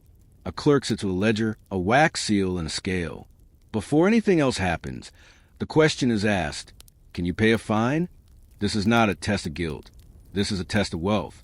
In the medieval world, punishment and money were deeply entangled. Justice had a price tag, and for those who could afford it, prison was often optional. Throughout medieval Europe, fines were preferred punishment, not prison, not whipping, not execution. Why? Because fines served everyone. Lords and monarchs enriched their coffers. Clergy enforced moral discipline without messy trials. Prison wardens avoided feeding unnecessary mouths. Communities saw the misbehaving punished, and the town treasury filled. Almost any offense could be commuted to a fine. Offense, typical fine, public drunkenness, 6 pence to 1 shilling. Unlawful assembly, 2 to 5 shillings. Skipping mass, 3 pence, higher on feast days. Petty theft under a shilling, 4 to 10 pence, or return of goods. Adultery or fornication, up to 10 shillings or payment to the church. But these were not standardized. They were negotiable, often on the spot. And if you had friends in the right place, you could pay far less. Bribery was rampant, but rarely called by its name. Instead, it was couched in phrases like a token of respect, an offering, a contribution to the Lord's mercy. A coin slipped into the palm of the jailer might buy a better cell, a shorter sentence, food, light, or warmth, access to a confessor, a chance to leave quietly, without record. In many towns, wardens were expected to supplement their income this way. The fee wasn't extra, it was embedded in the job. Some prisons even had published lists of customary offerings for visitors and inmates, giving the appearance of legality to what was, in essence, institutionalized corruption. A lord's son arrested for assault might never enter a cell. A merchant caught cheating waits could be fined, but still dine at the inn that night. If a noble offended the king or church, their punishment was more likely to be exile, forfeiture of lands, or a donation to a monastery, not confinement. Prison was for the poor, for the voiceless, for those who could not afford options. And once inside, even release had a cost. In many medieval jails, there was no fixed sentence. Instead, prisoners were told, "You may leave when you pay your debt." But this wasn't just a debt that led to the arrest. It now included jail fees per day, bedding fees, bread and water, clerk's time, warden's trouble. So the longer you were inside, the more you owed. And if you had no one to pay on your behalf, you stayed, and the fees kept growing. This system turned justice into debt bondage. In the 13th and 14th centuries, the practice of selling royal pardons became widespread, especially in England and France. For a fee, the crown would issue a formal pardon for a past crime, immunity from prosecution, reinstatement of property, or status. These were not hidden. They were sold publicly, often around major holidays or before military campaigns, when monarchs needed money or soldiers. It was not uncommon for a murderer to walk free, if he could pay. Some pardons were even hereditary. Families passed them down like land. Justice was not about guilt. It was about access to the royal ledger. Some lords leased the right to administer justice within their lands. These rights included holding court, collecting fines, imprisoning offenders. It was profitable. A good harvest of offenses meant good income. This led to abuse, trumped-up charges, fines for imaginary offenses, imprisonment until tribute was paid. A man might be jailed for walking on a noble's path and pay more in fines than he earned in a season. In this way, justice became agriculture, something to be farmed, harvested, and sold. And what of those who truly had nothing? They were held indefinitely, subjected to forced labor, paraded as warnings, or simply released and told to never return. Some were forced to confess to greater crimes just to be exiled, anything to escape the fee spiral. One woman in York reportedly begged to be whipped rather than kept in prison. Better the lash than the ledger. The jailer counts your coins. He does not ask what you did. He asks what you brought. So tell me, if justice can be purchased, what does the law mean to those who cannot pay the price? The prison door swings open not with a creak, but with a coin. The jailer stands at the threshold. His keys jingle. His eyes scan your clothes, not for weapons, but for wealth. He's not asking for justice. He's calculating. Can you pay for a mattress? Will your family bring food? Might your cell be needed for someone richer? The prison is not a place of uniform misery. It is a marketplace of opportunity for those who control the terms.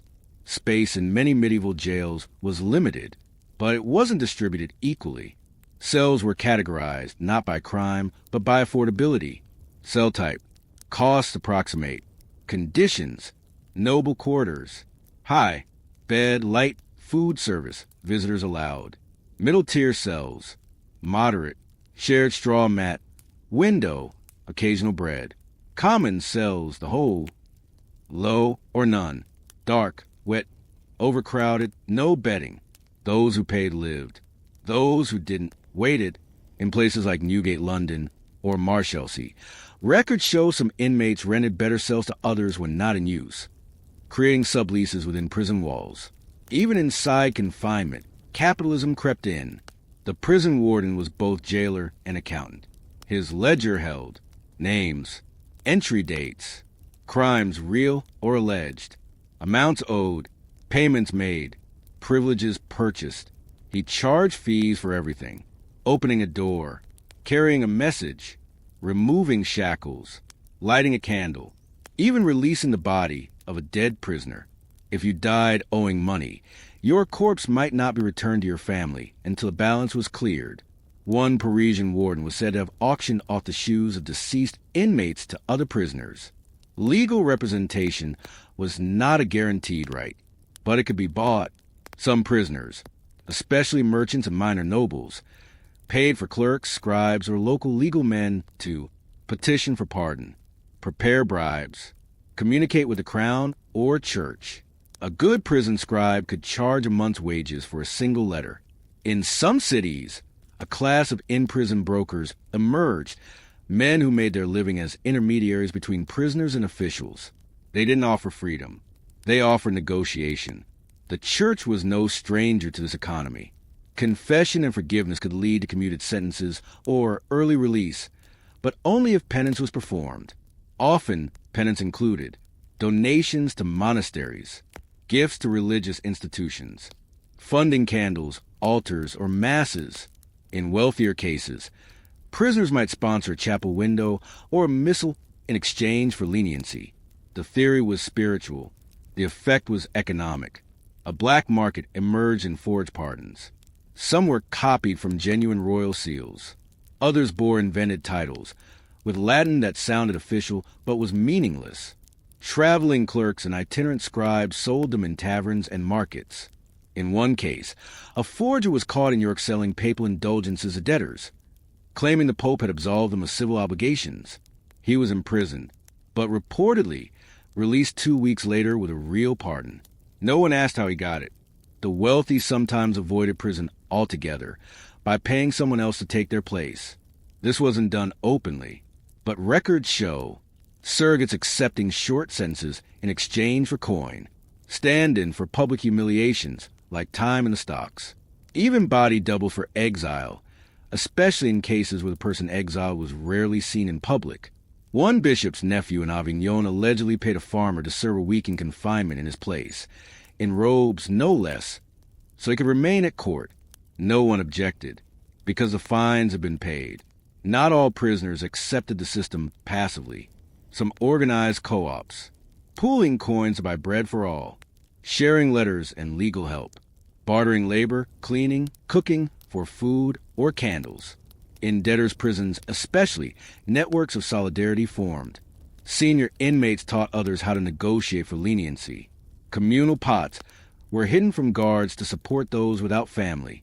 They had no laws, no arms, only strategy.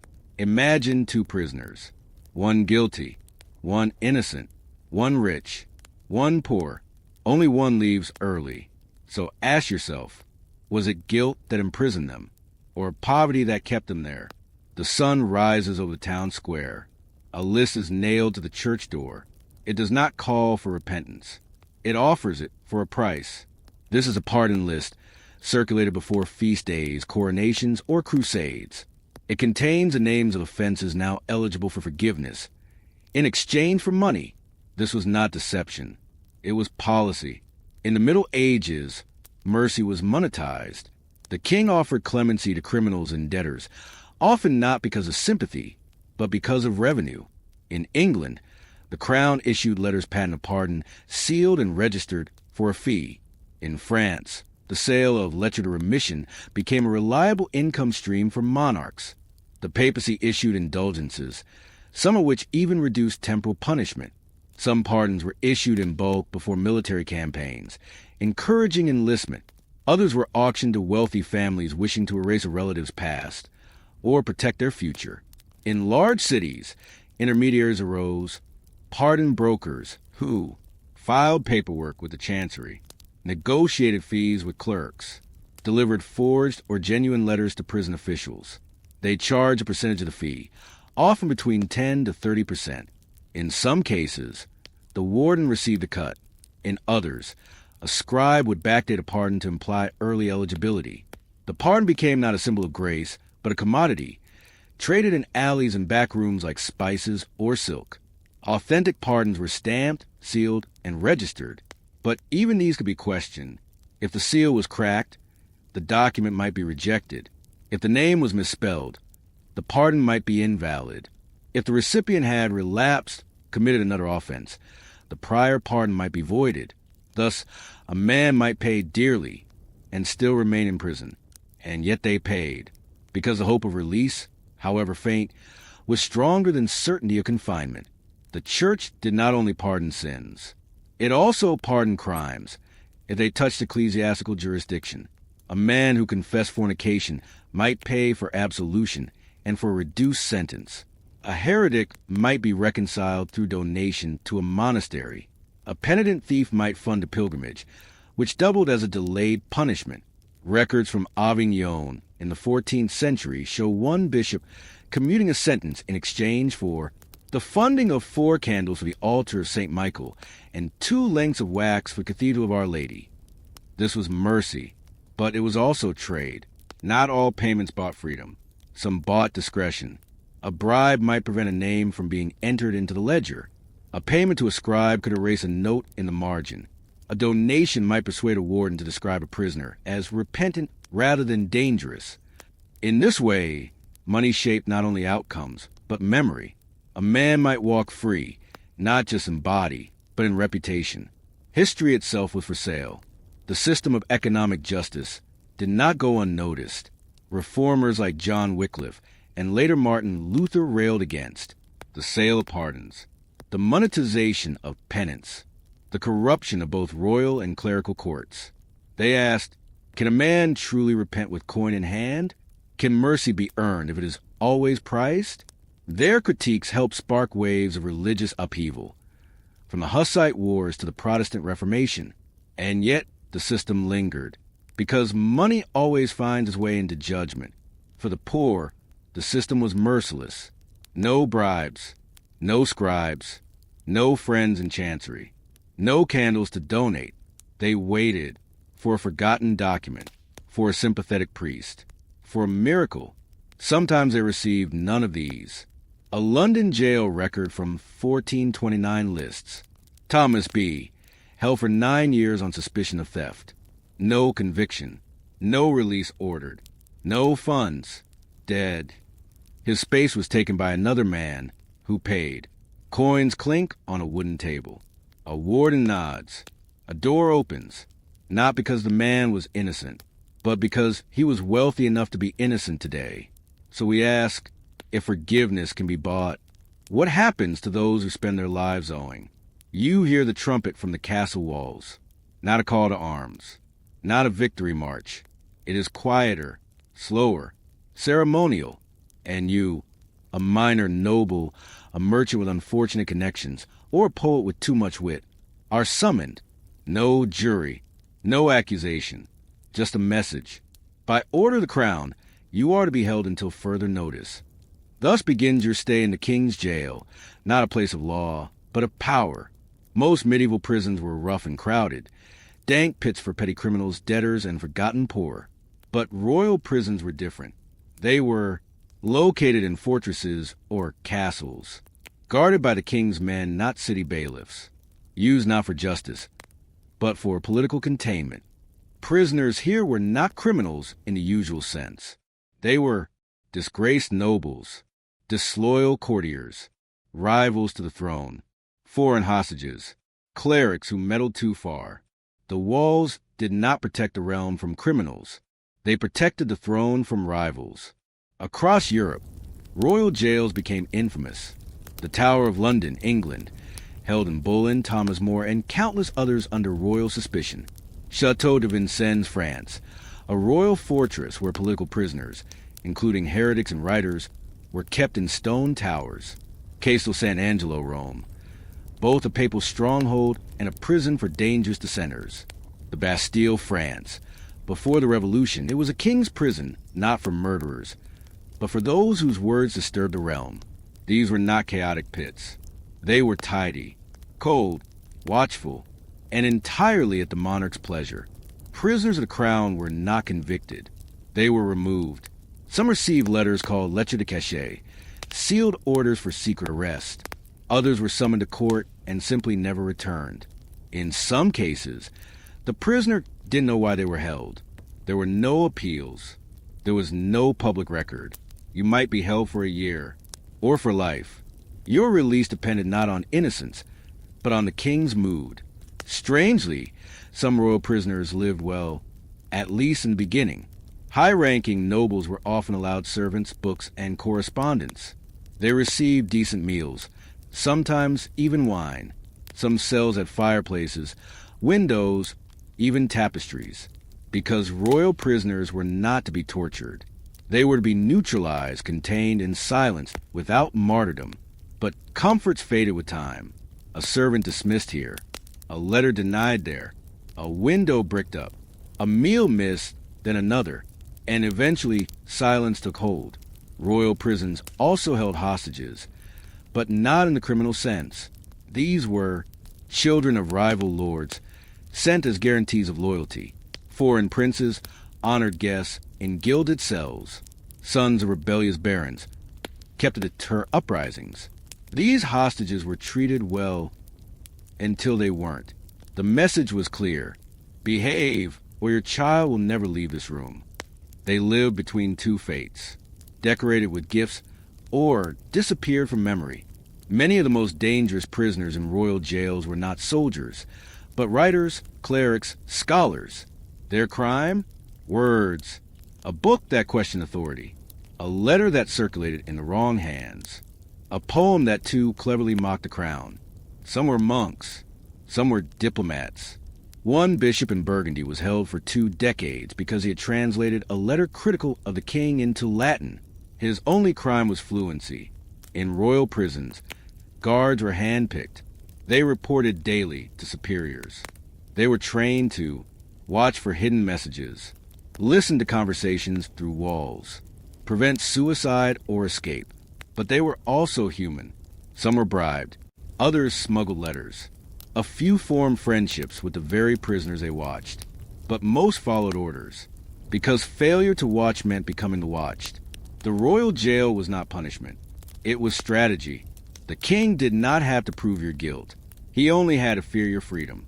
So ask, if the law does not bind the ruler, what protects the ruled when the door closes? In a royal jail, you do not sleep beneath dripping ceilings or share straw with rats. You sleep in a tower, a chamber with a shuttered window, perhaps even a fire. But make no mistake, it is still a prison. You are not chained because your name is the chain. You are not beaten because your blood is royal. This is not punishment. This is containment. Too important to disappear, too dangerous to be free. Royal imprisonment was rarely about crime. It was about calculation. The king or queen asked, is this person too popular? Too wealthy? Too close to a rival? Too clever? If the answer was yes, the solution was often simple. Keep them out of sight, but alive. Because dead, nobles become martyrs. But imprisoned ones, they become rumors. To be held in the king's jail was to be placed in a living exile. Your estate might be seized, your letters read, or burned, your family denied contact. Your name struck from public prayers. In France, noble prisoners were sometimes transferred to distant fortresses, not for security, but so they would be forgotten. One baron, held for opposing a royal tax, was moved 7 times in 2 years, each time farther from his lands, his allies, his memory. One of the most powerful uses of the king's jail was to remove successors. A brother too popular with the army, a cousin with a claim to the throne, a child whose birth threatened a delicate political marriage. These were not criminals. They were obstacles. So they were confined, quietly, indefinitely. Some died in towers. Others reappeared years later, old and harmless. Some never reappeared at all. Not all prisoners knew they were prisoners. Some foreign nobles were invited to court and never permitted to leave. A Hungarian count who dined weekly with French officials, under polite surveillance. A Spanish envoy kept for negotiation purposes for over 4 years, allowed to ride, but not beyond city limits. A Portuguese prince held under guard for his safety, until his kingdom was absorbed. The walls were invisible, but the leash was real. Many royal prisoners wrote to family, begging for intervention, to the monarch, promising loyalty, to history, preserving their version of events. Some letters were smuggled in hollowed-out loaves of bread or stitched into cloaks. Others never left the cell, but those that survived are quiet monuments to resistance. My crime is being borne too near the throne. I await justice, though none has been promised. I pray not for mercy, but for memory. These weren't cries for release. They were claims to existence. Royal prisoners had resources, but not freedom. Some tried to bribe guards. Others fashioned ropes from linen. A few escaped with the help of lovers, secret allies, or false identities. But the risks were enormous. If caught, they might lose what little comfort they had.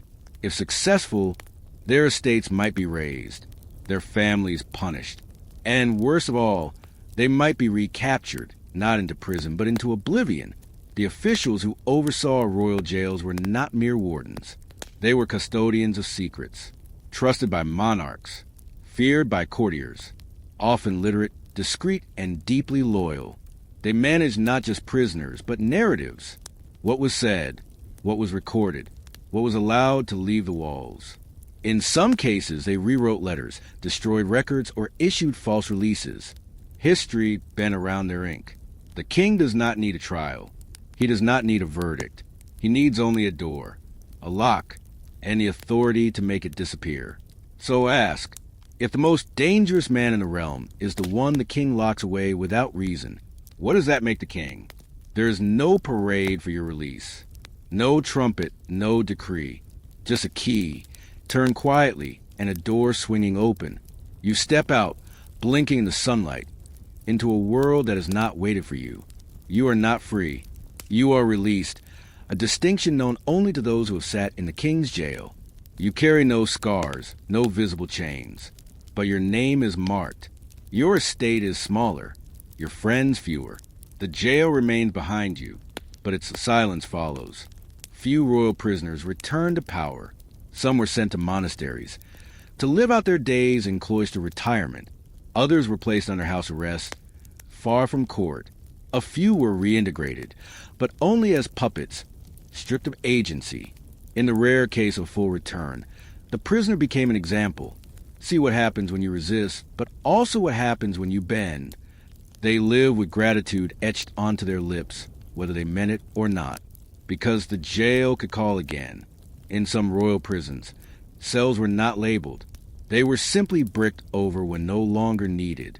Later inhabitants might find scratches on the stone marking days or prayers, faded ink on the doorframe, a ring in the floor where a shackle once lay. Some castles built new wings around old cells, never admitting what they'd done. In one fortress near Krakow, a prisoner's room was found centuries later, untouched, a skeleton curled beside a rusted goblet. There was no name, no record, just silence. For royal prisoners, there was no trial to await, no sentence to serve. Time became both enemy and weapon. Days blurred into seasons. Years passed without inquiry. Monarchs died. New rulers inherited prisoners like old debts. Some were pardoned without ceremony. Others were simply left to die and then erased. One ledger from the Tower of London lists: Lord C. entered 1462. No exit noted. That was a whole entry. A man vanished into stone. And yet, sometimes, just sometimes, the prisoner returned to power. Richard II held Henry Bolingbroke, who later overthrew him and became Henry IV. Mary, Queen of Scots, was imprisoned, then executed. Her son would later become King of England. Emperor Charles V kept nobles locked away, only to later negotiate with their children. Royal prisons were not just places of control. They were arenas of succession. The locked door did not always hold back ambition. Sometimes it just slowed it down. Royal jail records were often heavily edited, burned upon the prisoner's death, or hidden in special collections of royal archives. A single line might be all that remains, removed to secure the realm. Who gave the order? What was feared? What was done? These are questions we cannot answer, because the system was designed not to answer them. Eventually, even the great royal prisons fell. The Bastille was stormed in 1789. The Tower of London became ceremonial. Royal power gave way to republics, parliaments, constitutions. But the principle endured. Today, we may not call them king's jails, but across the world, political imprisonment still exists, disguised as legal process, buried in bureaucracy, justified by national interest. The names change, but the door remains. The royal jail held men too dangerous to kill and too powerful to leave alone. Its walls did not scream. They whispered. So ask, if justice must answer to power, who will answer for those it silences? You wake coughing. The air is still, thick with dampness. Your skin itches from the straw. Your breath clouds in front of you, not from cold alone, but from the weight of the humidity trapped inside these walls. No one speaks of it, but everyone knows. You don't survive a medieval prison in good health. It's not the guards, not the sentence, not even the food. It's the prison itself, the walls, the rot, the air. The body breaks slowly, with a kind of cruelty so boring it goes unnoticed until it kills. Medieval prisons were not built for humans. They were built to contain. Features included thick stone walls, trapping moisture, minimal windows, or none at all, cells underground, where air barely circulated, straw bedding, rarely changed, used by multiple inmates over time, communal latrines, if any existed. Diseases didn't enter the prison from the outside. They lived there. Accounts from the period repeatedly reference certain ailments among prisoners. Condition, cause, respiratory infections, mold, stagnant air, and cold, damp spaces. Skin diseases, lice, fleas, poor hygiene and reused bedding, dysentery and diarrhea, contaminated water and poor sanitation, scurvy, lack of fruits or vegetables, malnutrition, jail fever, typhus, body lice, highly contagious in cramped environments, eye infections, darkness, smoke, and dirty water. Each of these alone could be survivable. Together, they became a slow death sentence. Known later as jail fever, epidemic typhus was a constant threat, spread by body lice, thrived in close quarters, high mortality rate. Symptoms: high fever, chills, rash, delirium. Outbreaks frequently swept through entire prisons, and then into nearby courtrooms and cities. In 1577, during an English assize court session, over 300 people died after typhus spread from prisoners to judges, clerks, and spectators. The prisons were not sealed off from the world. They were vectors. There were no prison physicians. If a prisoner became ill, they were sometimes left alone, expected to recover or die. Might be bled by a visiting monk or barber surgeon. Could be removed only if wealthy or politically important. The default treatment for disease was neglect. In Florence, a document from 1393 describes a prisoner so sick he could not rise, yet was left in the common cell, where others walked around him for days. When he died, the record simply reads, body removed, floor washed. Some prisoners paid for herbs from local apothecaries, visits from healers often bribed in, extra bedding, food, or clothing, hot water, a rare luxury. The rich were not immune to illness, but they were more likely to survive it. In London's Newgate prison, a noblewoman accused of heresy survived a winter outbreak after purchasing 3 bundles of garlic and a boiled wine mixture from a friar. Others died with nothing in their stomachs but spoiled broth and rat droppings. Prison deaths were not unusual. They were expected. Records show that in some jails, 1 in 5 inmates died within 6 months. Corpses were removed at night to avoid disturbing other prisoners. In some overcrowded places, bodies remained for days, covered in straw or pushed into corners. Death came from disease, hunger, cold, despair, but the cause was rarely recorded accurately. The ledger often said only, expired. When prisoners died, their burial depended on class. Nobles were sometimes returned to family. Merchants might be buried in a pauper's grave. The poor were often interred in mass pits near the prison walls.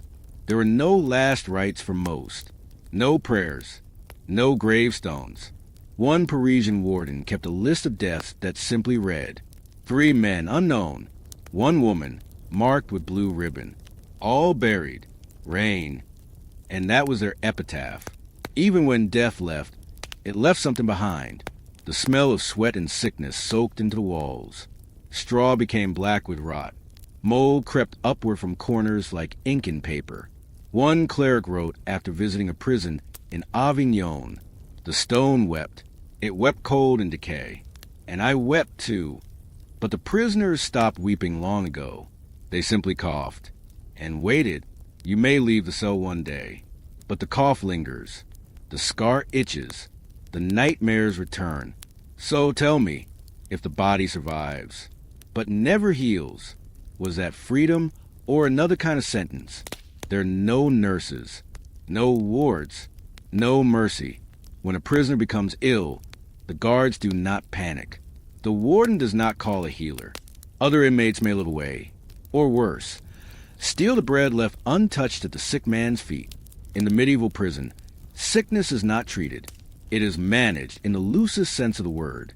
The sick are moved to corners, given less food, marked as awaiting death in ledgers. Health is not a concern. Containment is. Filth was not the result of poor planning. It was a feature of most prison environments. Buckets served as latrines, emptied rarely.